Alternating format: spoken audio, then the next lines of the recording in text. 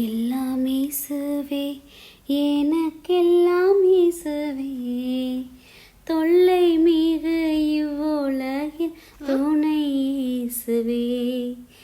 எல்லாம் இயேசுவே, எனக்கெல்லாம் இயேசுவே, தொல்லை மிகு இவ்வுலகில் துணை இயேசுவே.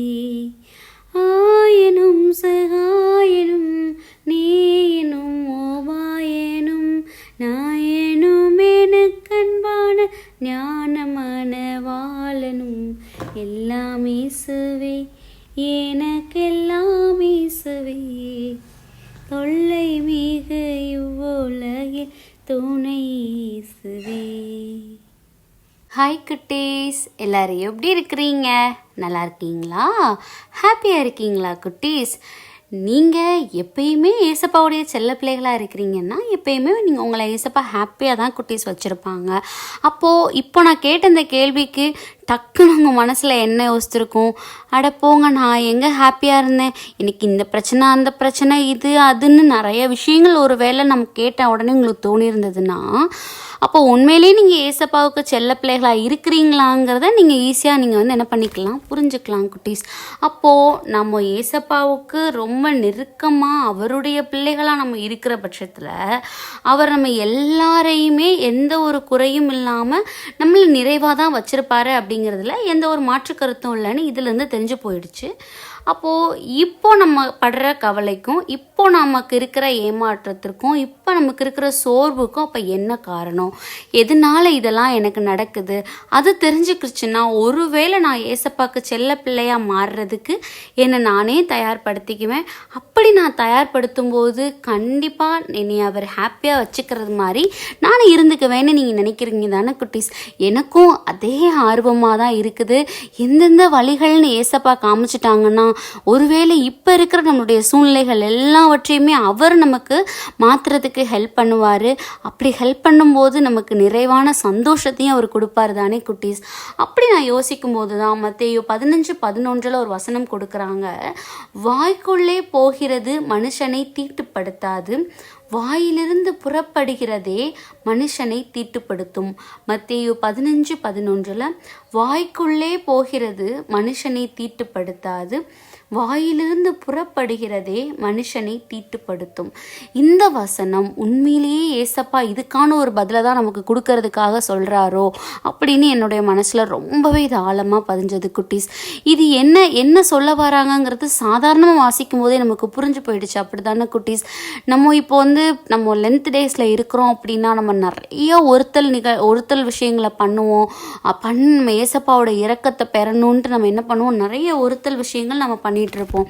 அப்படிப்பட்ட ஒருத்தல் விஷயங்கள் நம்ம என்ன பண்ணிட்டோம், ஒரு சின்ன இடத்துல யாரோ ஒருத்தவங்களோட மனசை நம்ம காயப்படுத்திட்டோம், இல்லை யாரோ ஒருத்தவங்க கிட்ட நான் தான் பெரிய ஆளுங்கிற ஒரு விஷயத்த நம்ம வெளிப்படையாக காட்டி அவங்கள ஹர்ட் பண்ணிட்டோம் அப்படின்னு நம்ம அந்த இடத்துல நடந்திருந்ததுன்னா நம்ம எவ்வளோதான் ஒருத்தல் நிகழ்வுகள் இருந்தாலும் கூட அது எல்லாமே வேஸ்ட்டு தானே குட்டீஸ்?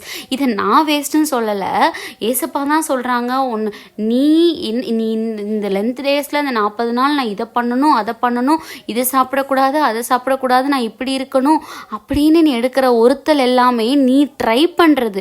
ஆனால் நீ என்னதான் இதெல்லாம் நீ ஃபாலோ பண்ணாலும் கூட உன்னுடைய நேச்சர்னு ஒன்று இருக்குல்ல, அதை நீ மாற்றிக்காமல் இன்னுமே மற்றவங்கள ஹர்ட் பண்ணிக்கிட்டு இன்னுமே மற்றவங்கள அவங்களுடைய இயலாமையை குத்தி குத்தி காமிச்சிட்டு இருக்கும்போது எப்படி நீ இருக்கிற ஒருத்தல் தான் ஒருத்தலுக்கு ஒரு பலன் இந்த 40 நாள் முடிஞ்சு கிடைக்கும் அப்படின்னு நீ எப்படி எதிர்பார்க்க முடியும்னு நம்மளை பார்த்து சொல்கிறாங்க குட்டீஸ்.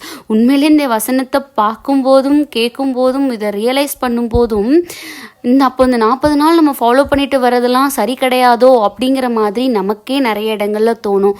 ஏன்னா நம்ம வெளிப்படையான நிகழ்வுகளை மட்டும்தான் இந்த 40 நாள் நம்ம ஃபாலோ பண்ணிட்டு வந்துட்டு இருக்கிறோம் ஒரு சிலரை தவிர. அப்படி இல்லாத பட்சத்தில் இன்னும் எத்தனையோ பேர் இந்த 40 நாள் நம்மளால் ஹர்ட் ஆகிருப்பாங்க, நம்மளால் அவங்க எவ்வளவோ கண்ணீர் வடிச்சிருப்பாங்க. இது எல்லாமே நம்ம ரியலைஸ் பண்ணுவோம். இப்போ கூட ஒன்றும் இல்லை, அவர் சொன்னபடி நம்மக்கிட்ட இருக்கிற ஈகோ, நம்மக்கிட்ட இருக்கிற அந்த வெஞ்சன்ஸ் எல்லாத்தையும் தூக்கி போட்டுட்டு ஏசப்பாக்கு எது தேவையோ அதை இந்த 40 days முடியும் போது நம்ம கொடுக்கறதுக்கு தயாராக இருந்தோன்னா கண்டிப்பாக நிறைவான ஆசீர்வாதமும் நிறைவான பிளெஸ்ஸிங்ஸும் நிறைவான சந்தோஷமும் நமக்காக கொடுக்கறதுக்கு ஏசப்பா காத்துட்ருக்குறாங்க. ஸோ நம்மளே செல்ஃப் அனலைஸ் பண்ணுவோம். நம்ம உண்மையிலேயே என்னென்ன காரியங்கள் நம்ம மனசுக்கு நம்ம மாற்றணும்னு தோணுதோ, நம்மளுடைய வெளிப்புறமான உணவாக இருக்கட்டும், இல்லை நம்மளுடைய ஒருத்தல் நிகழ்வுகள் நம்ம உடல் சார்ந்ததாக இருந்ததுன்னா அது நிறைவானதாக இருக்க போகிறது கிடையாது. ஏசப்பாக்கு சந்தோஷத்தை தரப்போகிறது கிடையாது. அதனால் நமக்கு பிளெஸ்ஸிங்ஸும் கிடையாது.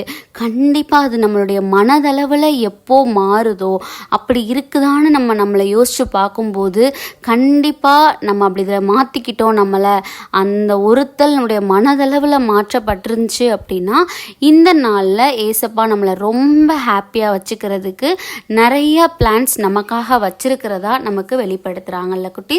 ஸோ அதுக்காக நம்மளை அனலைஸ் பண்ணுவோம், ஏசப்பாட்ட சாரி கேட்போம், நம்ம மனதளவில் என்ன மாற்றம் பண்ண போகிறோங்கிறத அவருக்கு வெளிப்படும் விதமாக நம்ம அதை வெளிப்படுத்துவோம். கண்டிப்பாக நிறைவான ஆசீர்வாதம் நமக்கு கிடைக்கும். ஸோ அதுக்காக ஏசப்பாட்ட ஒப்பு கொடுத்து ப்ரேயர் பண்ணுவோமா? அன்பான ஆண்டவரே, தகப்பனே, எங்களுக்கு உண்மையான ஒருத்தல் என்னங்கிறத புரிய வச்சுருக்கிறீங்க.